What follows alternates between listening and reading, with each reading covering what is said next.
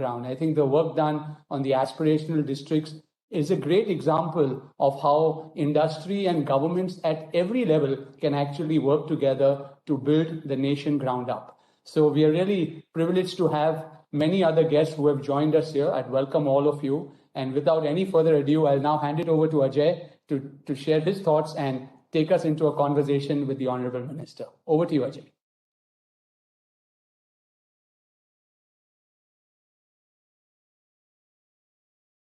I think you need to unmute. Ajay, you're on mute.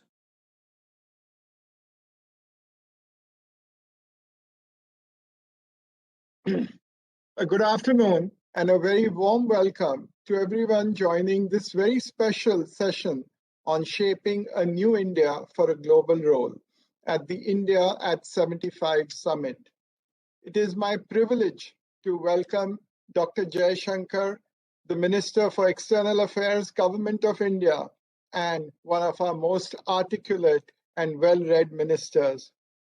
Our sincere thanks to you, sir, for taking time out and joining us today at this session of the India at 75 Summit. You have always been most supportive of CII and industry, and your strategic engagement with the rest of the world has reaped benefits for India's overseas economic relations. Today, we are making the start of the Azadi Ka Amrit Mahotsav, a journey towards the milestone of 75 years of independence. It is time to translate the vision of India at 75 that CII developed through a consultative exercise in 2008. This envisaged India as a country with economic strength, technological vitality, and moral leadership. Drawing inspiration from the Honorable Prime Minister Shri Narendra Modi's clarion call for establishing a new India by 2022, the overarching focus of the strategy for India at 75 is to further improve the policy environment of the country and help achieve the goals towards becoming a $5 trillion economy by 2030. With the global environment altered significantly and the world adjusting to the new normal, it is imperative to set an agenda for positioning a new India beyond 2022. That would play a key role in the global stage. Getting to India at 100 with a new vision would require dedicated efforts from all key stakeholders, including industry, government institutions, the community groups, and individuals. With the world facing unprecedented challenges with the ongoing COVID-19 pandemic, it is critical now, more than ever, to prioritize issues including health, technology, and sustainable development for ensuring equitable and inclusive growth for all. The Ministry of External Affairs, under your leadership, has been at the forefront of combating the COVID-19 pandemic by facilitating the inflows of medical supplies and building a robust healthcare infrastructure. The launch of the vaccine Maitri in January of this year was a landmark initiative for deploying vaccine production and delivering capacity for the global community. Honorable Minister, you have been on the Government of India's COVID and economic task forces, and perhaps our first question would be to understand, how does the world look at our COVID response? Before I get to answering that, let me first say that it's a real pleasure to join you all today. I've had a long association with the CII. It's always a pleasure to participate in your annual meetings. And I think particularly this year, the theme of working together on Atmanirbhar Bharat makes, it's particularly resonant because of the COVID experiences that we are coming out of and the task that lies ahead. And again, as you mentioned, the CII, in a sense, has applied its mind to India at 75 long before many other people did. I think many of the thoughts which your debates and exercises have generated have personally been very useful to me. So now let's come to your question. Really, how does the world look at us? When we started addressing this challenge in 2020, I think a lot of the world, it was much newer. Everybody was preoccupied with their own particular challenges. And the fact was, when the world was hit by something so massive, so unknown, so catastrophic, essentially every country sort of went into its own shell, if you would. So for all the talk about, being international, let's all work together, etc., you actually had countries sort of competing, sometimes even quarreling over masks and medicines and ventilators and so on. In a way, you can say it was natural, because in panic and under stress, people do that. But in that period, frankly, we stood out. We stood out for two reasons. One, that we were decisive and I would say largely effective in what we did. The COVID caught us at a time when the health infrastructure of this country was very, very rudimentary, especially in terms of what we needed to do for COVID. You all remember, the PPE situation, the ventilator production, the medicine requirements, the beds in the hospitals, even the centers for COVID. All of this really was erected, almost, shall I say, out of nothing at that time. And everybody stepped forward. I think the industry did a magnificent job. The government, I think, did everything it could to motivate people, to get everybody to understand the seriousness of what happened. And as I said, in the first period, we particularly stood out because we were the one country which actually, through all of this, stepped outside, helped others, sent out medicines, even sent out medical teams, kept food supplies going for those for whom this was very important, like the Gulf, kept health and medical, professionals moving. So there was a lot. Even today, I get expressions of gratitude for what we did during that period. Now, when the second wave hit us, that was a very different situation because, one, of course, we were hit so massively. I think the scale of it, the intensity of it, the seriousness of it was something which was very difficult to anticipate. And particularly because of the Delta variant, it had some very specific implications in terms of the oxygen demand, which went up 8-9 times, the severity of it, just the fact that I would say roughly the peak caseload went up 4 to 5 times what it was in the first. Now, initially, I think the world just looked at us and wondered how any country could deal with this kind of caseload and this kind of severity of the pandemic. Because remember, everybody had been through it in some form. I spoke to the Italians, the British, the Americans. In fact, many of them would call me and say, look, we've been through this. We know what it is, but you've got a problem of a completely different magnitude. Now, I won't say still at the end of the day, because I think we still have a job to do. But where we are today, I think the world understands and appreciates that, we have sort of pulled up our socks, we have sort of gritted our teeth, we have shown national resolve. We have come through a test of fire. It's something very tough, very difficult, but we have come through it.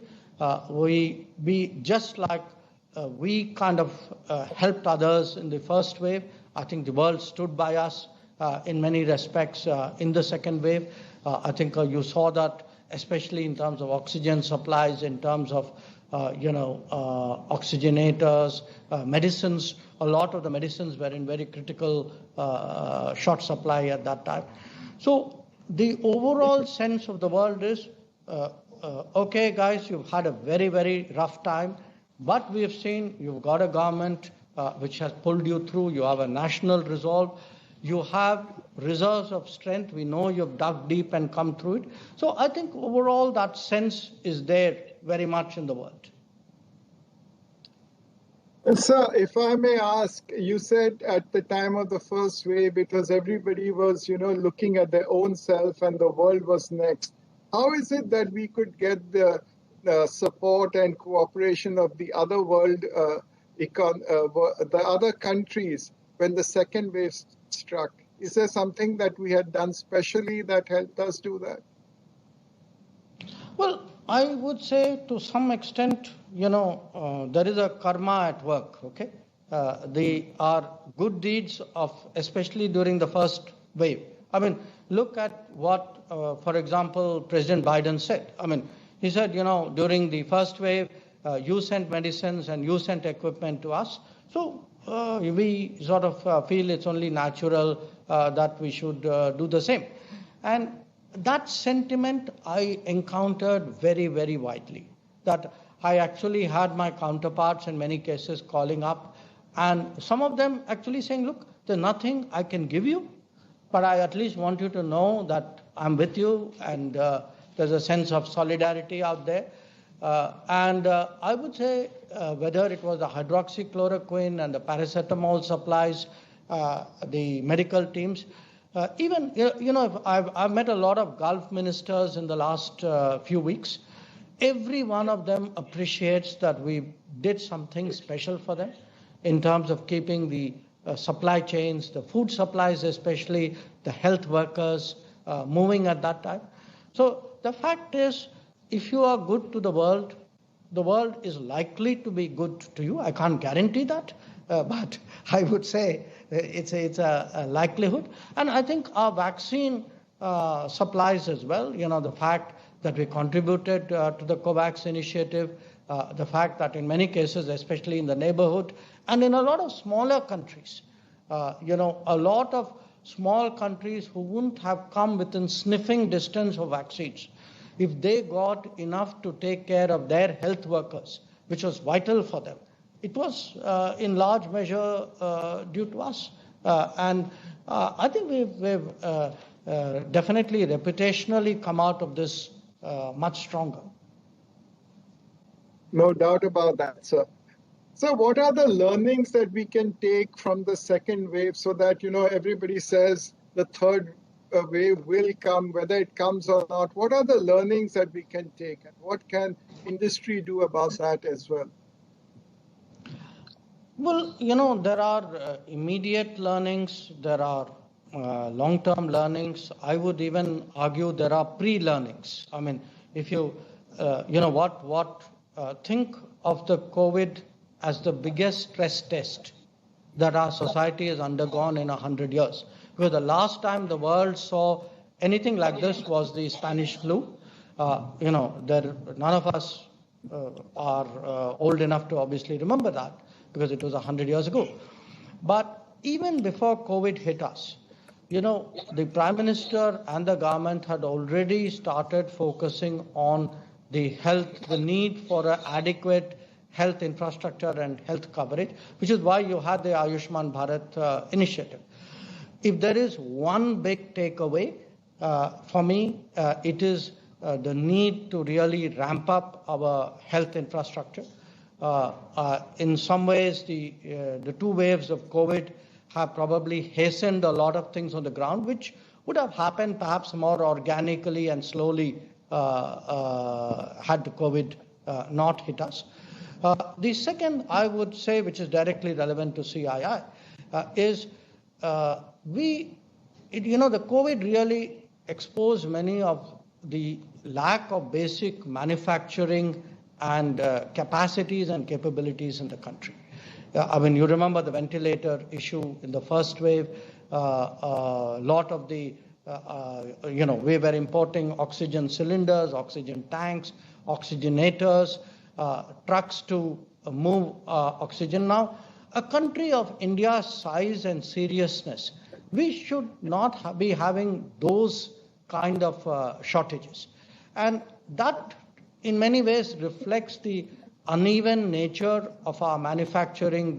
In fact, raises some questions how balanced our growth has been in the last 25 years. And to my mind, makes a very strong case why we should actually give all-round manufacturing with our own supply chains. Because the COVID period really exposed us to the uncertainties of supply chains. So, the fact that we were so dependent in many areas for components and systems and even products from outside. I think a country of our size and future should not have those vulnerabilities. So it could be health, it could be the way our social system social welfare system is today organized. It is, as I said, capacities.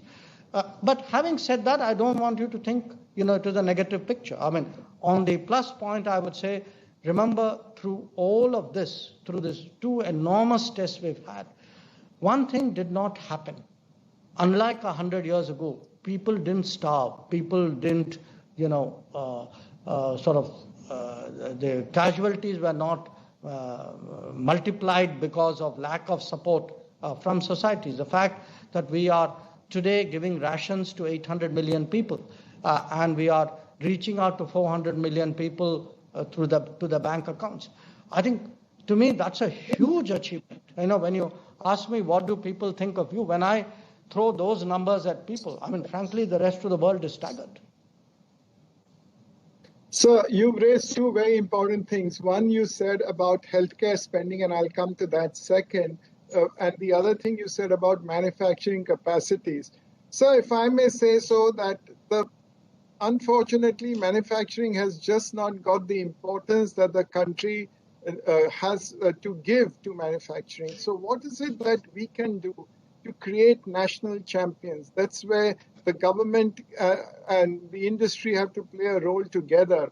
And somewhere I feel that manufacturing has gotten the backseat until now, when the Prime Minister and your government have started talking about Atmanirbhar Bharat. So is there something that you would suggest? You've had an experience both in the bureaucracy, in industry, as well as now as the minister. It's a very simple issue, what you've touched on, national champions.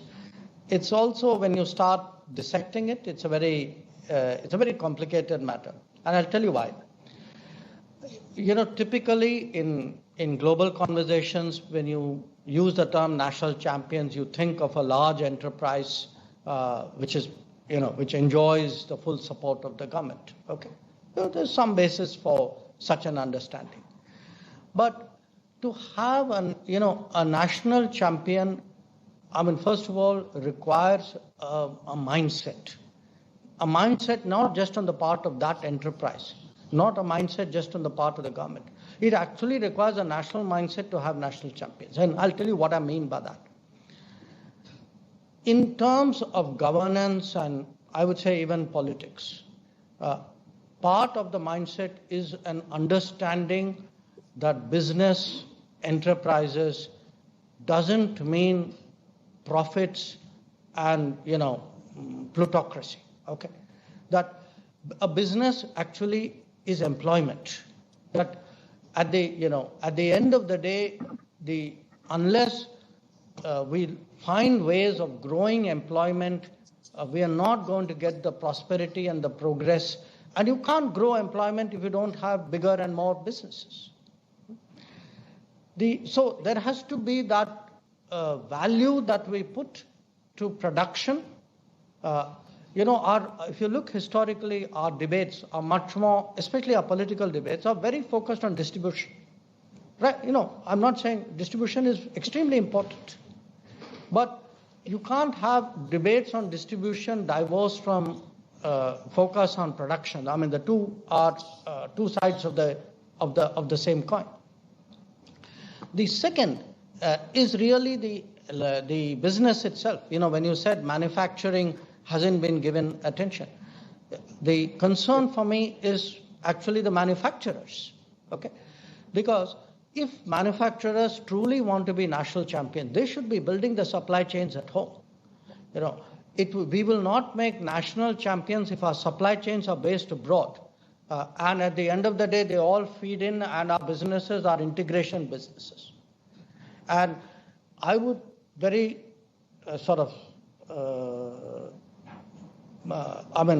politely suggest that in the last 25 years, a lot of what has gone wrong is exactly in that domain. That when we have looked in terms of opening up, I'm all for opening up. I think, that 91, 92 were very important, I would say, critical decisions of our history. But it should not be that we open up to the world in a way in which we hollow out sectors of our own economy, that our own businesses find it difficult to get a level playing field in our own country. I once I read a very interesting remark by the current EU president, Ursula von der Leyen, and she, in essence, said that, look, liberalized trade should not come at the expense of fair trade at home. To me, how do you today build those supply chains at home? How are we being, fair to our small and medium enterprises, who, by the way, are the bedrock of manufacturing in every country? If we do not treat our MSMEs fairly, if we do not give them the support, especially against unfair competition from non-market economies, how can we then say we are serious about manufacturing? And I think this is not just a responsibility of the government. It requires a mindset on the part of industry as well. And sometimes I'm really distressed that when I hear people in business say, I may be in the middle of a national crisis and people are worrying about their supply chains from abroad, saying, oh, that's got impacted.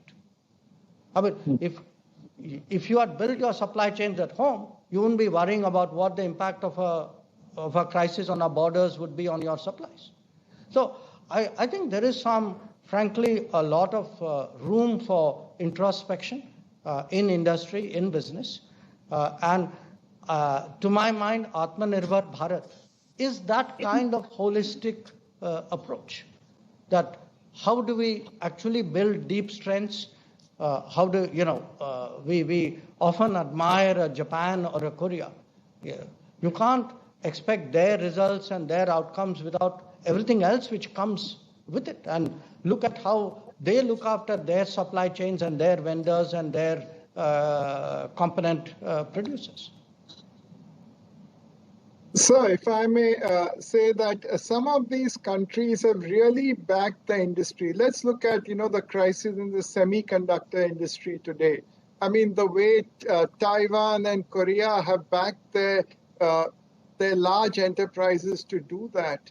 And that's what has made them so strong. Today, I find it very difficult in India, unless there is some strong backing by the government, for anybody to make a profitable semiconductor industry.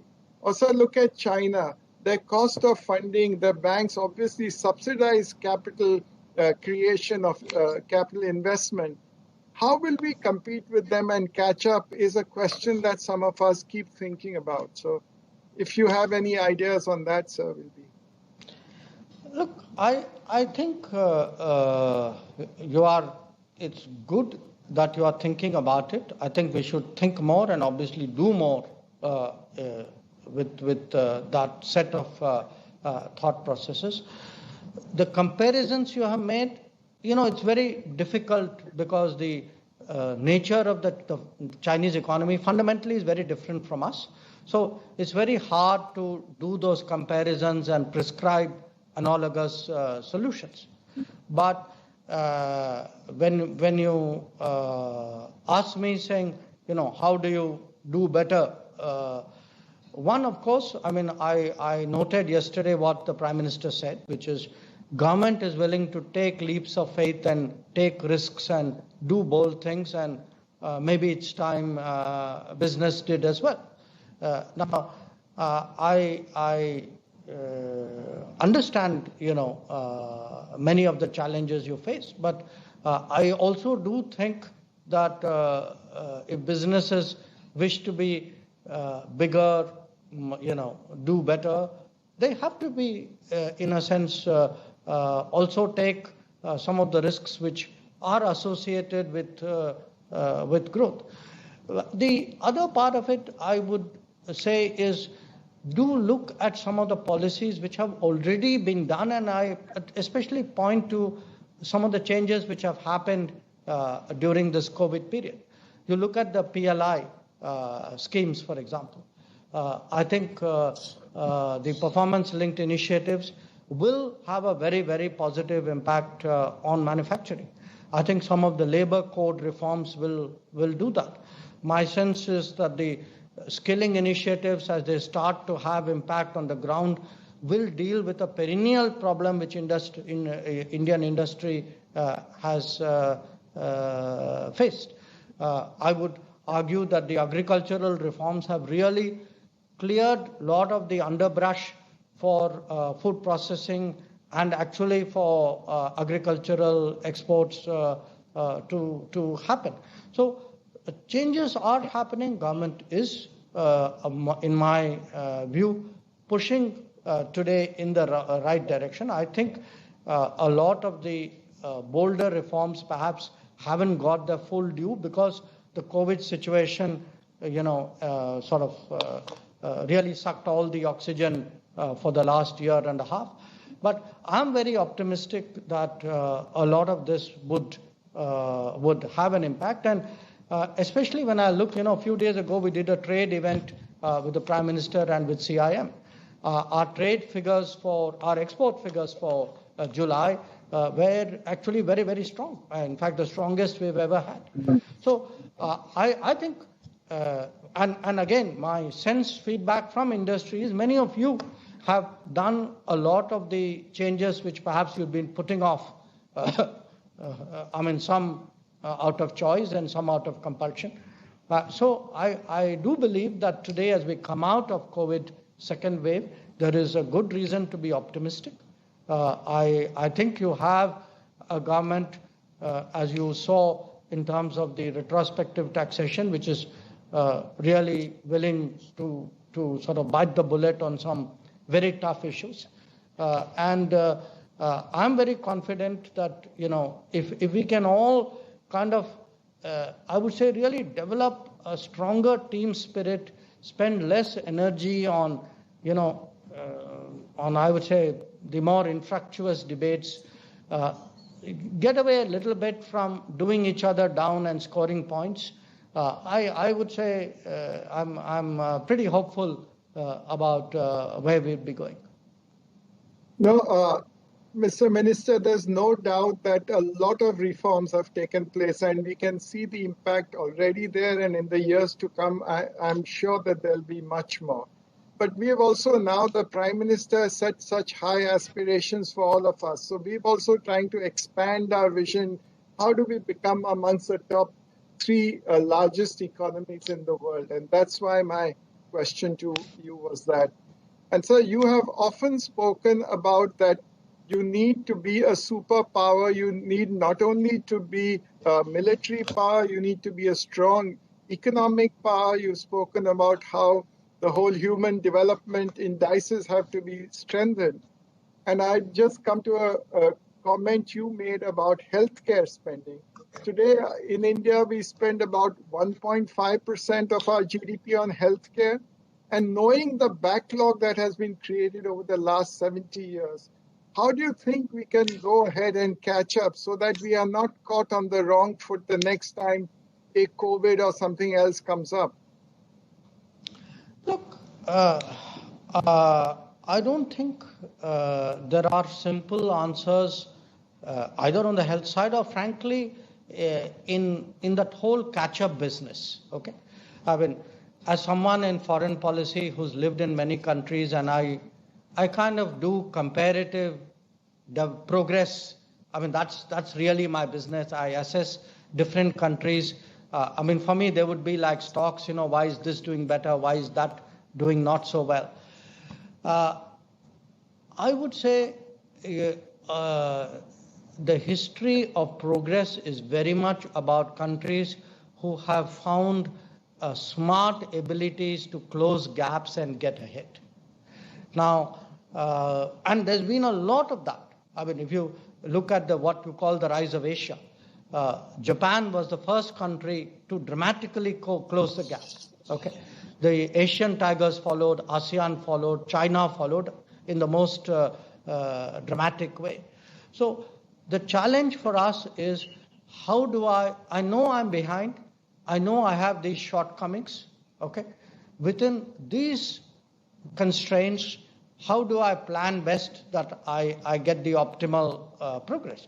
Now, when you're talking about health, for example, I think there are a lot of digital applications and practices which have a great potential actually for optimizing your health assets and for reducing your health costs. Because if there is one learning which is, do not follow the West in terms of having unaffordable health costs. I mean, that's a non-starter for us. So in each area, look, there will be answers if only we apply ourselves single-mindedly into how do I sort of get ahead, what is it I leverage. I mean, look, as I look at foreign policy, I mean, to me, yes, there are all the, what you can say, the games nation play, balance of power, balance of interest, this diplomacy, that diplomacy. But what really matters to me is which relationship gives me what, okay? How do I get access to markets? Where is it that my capital flows, my technology possibilities, the best practices exist? Who do I collaborate and who do I, in a sense, apply in my domestic front to take me ahead? I think if you look at economies which have done remarkably well, they've got that kind of single-minded attitude. They look at the whole world and say, okay, I need to get everything out of this to keep forging ahead. And I'd very much like us to see that, develop that mentality. That's very interesting, sir. So coming to foreign policy, what do you think about the FTAs that we've had in the last 50 years, and how do you look forward to that? How do we see those in the future? We have been having some debates on this, even publicly, largely because we made a decision about the RCEP in 2019. Okay. My own sense is the debates didn't do justice to the intricacy of the issue for this reason. It almost became ideological, this whole FTA and trade issue, which was, if you don't do a particular FTA, that means you have a protectionist mindset, you are walking back, you got a, sort of closed economy. So it became good guys open up more and more, anachronistic people, outdated people close the door. But that's not the reality. I mean, every FTA is a very, very complex negotiation. After all, in business, think of FTA as a mega business, okay? I have all the enterprises of this country whose interests are at stake, all the workers of this country, all the people of this country. Now, I can't make big decisions on a kind of a binary yes or no and ideological that I have to prove I'm politically correct and moving forward. I will weigh the costs very carefully. I will look at the opportunities. And the challenge with FTA is this.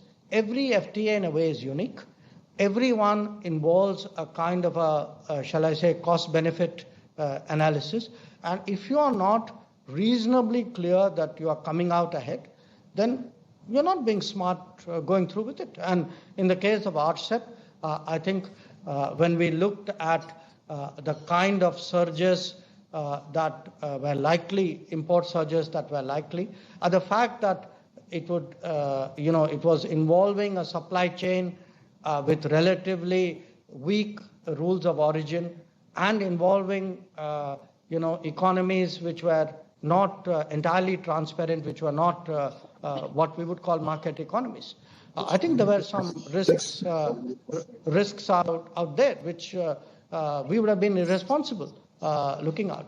But having said that, my sense is we need to look for complementary partners, those who would not necessarily be in the same space, who would offer us much bigger market growth possibilities. So to me today, an FTA with the UK and FTA with the EU, both of which we are pursuing very seriously, we don't have many of the challenges that we have from other Asian countries. So I think there are FTAs and FTAs. I don't think smart decisions are made by dumbing down the debate into protectionism and open economy. I think that's very polemical. My view is look at each one of them, work as hard as you can, and make a smart decision exactly as all of you would do in business. Yes, sir. I think on that note, I want to say that we have a few minutes if you allow for questions. Sure. Mr. Minister.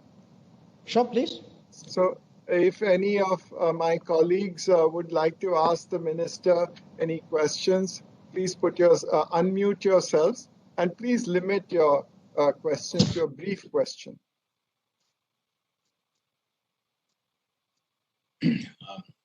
Ajay, may I come in? This is Pawan Goenka. Yeah, please.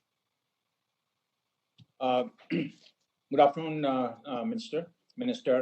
Yesterday, in a session that we had with the Commerce Secretary, he had made a point that there's a significant change in the way our missions will operate. And they have been given sort of commercial responsibility in a big way with targets that have been given on trade that we would like to see with the country. This was in relation to increasing our export to $400 billion this year and then $1 trillion by 27. Do we expect to see any significant change in the way the missions operate because of this change in direction? Absolutely. Yes, I think you will see a change. I think you're already seeing a change. I see today embassies far more proactive on trade, much more helpful to our business interests. I think most of you would vouch for the fact that the kind of support and understanding that you would get from an Indian embassy today would be very different from what it was 25 years ago. Okay. But what was the change this time was that, first of all, our Commerce Ministry did a lot of diligence and worked out a target, which wasn't, by the way, just a number that they picked because it seemed good. I mean, they did a bottom-up approach, market by market, product by product, and arrived at a certain target, which was realistic and achievable. I mean, exactly as you would do in business. And the second was that the Prime Minister himself, he spent an entire evening with all our ambassadors, all our trade representatives, listening to them, exhorting them, motivating them. And I'm very sure that will have a very powerful impact on their performance. And just in case they forget any of that, I'm there to remind them of it from time to time. So the point is, I absolutely think that we need to give trade much greater attention. We will. And this is a message which is coming right from the top, and I'm sure the system would respond to it. Thank you. Mr. Minister, this is CP Gurnani from Tech Mahindra. Sir, 1.5 months into the pandemic, post-pandemic recovery, we all know that particularly for global businesses, opening of travel and particularly having some kind of a global vaccine passport is necessary. Some of us followed the Prime Minister and chose to have Covaxin, and yeah, you too. But nobody's stopping you from travel, whereas I am being stopped from travel. And similarly on the US side also, some of the essential travel, is there any way to open up that dialogue, and is there a timeline, sir? Okay, look, the first thing I want to tell you, a lot of this travel impediments is speculation. I don't want to, is actually not fact-based. And I'll tell you why. Many countries, including the US does not insist on your being vaccinated to enter the US. The US insists on your being RT-PCR negative before you board a plane. Okay? Now, at the moment, there is an India issue because they're not allowing people who've been in India for a certain period immediate to travel to go to the US directly. So I would say still there is the general practice right now is still very much testing based rather than vaccination based. But that problem is happening. I think Europe started that problem first by issuing a notification that certain those with certain kinds of vaccinations would be exempt from quarantine. Okay. Now we took up that issue and bilaterally with a whole lot of European countries made sure that initially that excluded Covishield. We've got Covishield in. Covaxin is still a problem. I completely understand it. As I said, I'm a Covaxin recipient myself.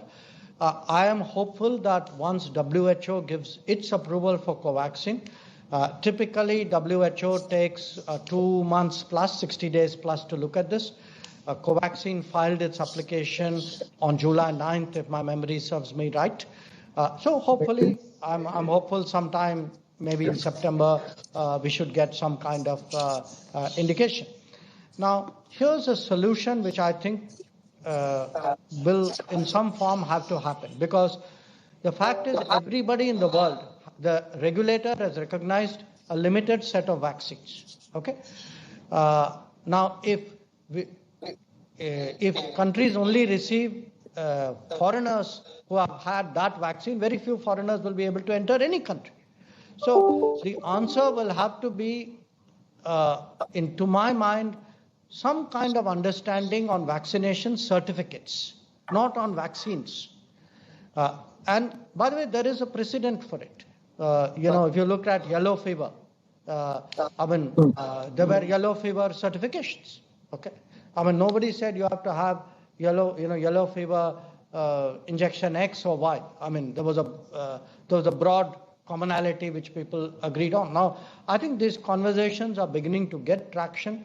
So my understanding is ICAO has actually been having, the International Civil Aviation Organization has been having some of these conversations, but I do see it as a challenge. I do see it as a challenge because some countries, I think they're pretty obvious, some will try to get across a viewpoint that their vaccines is a must to deal with them. I think there will be a push and pull out here. Certainly as a country whose people look at the world as a global workplace where mobility and migration matters so much to us. To me, this is up there in terms of my priority. How do I make sure that Indians are able to travel with the least restrictions and inconvenience? Thank you, sir. Thank you, sir. I think we will be, I know the minister, we've taken more time than he had planned for, sir. So I just want to end with this note. I think I take it with optimism that the efforts that your government has done in the last 2 years, especially post-COVID, has actually raised India's status and their relationships with the global community. And I want to thank you for that. And I take home the message that industry and the government will have to work together to come and realize our vision of India at 100 as a reality. So thank you, sir, for your time. And you're going much beyond just foreign affairs to tell us a lot about the economy and the state of the world. Thank you. Thank you. Pleasure. Thank you. Thank you.